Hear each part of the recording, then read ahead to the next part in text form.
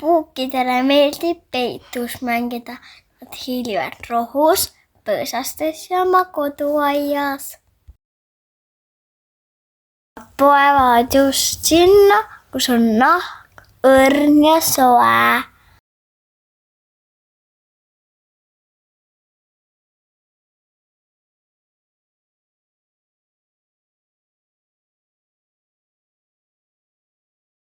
Hammustust ei tunnegi, see on nende trikk.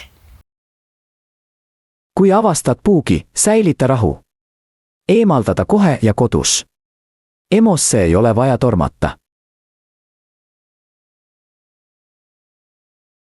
Kui puugi pea jääb naha sisse, on kõik korras.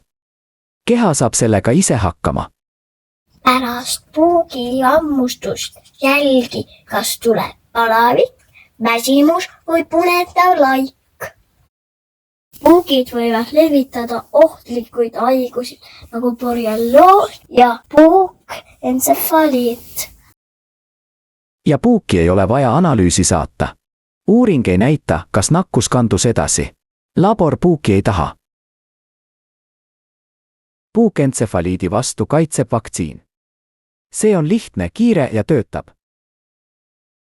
Kui tead, mida teha, siis puuk sind kätte ei saa.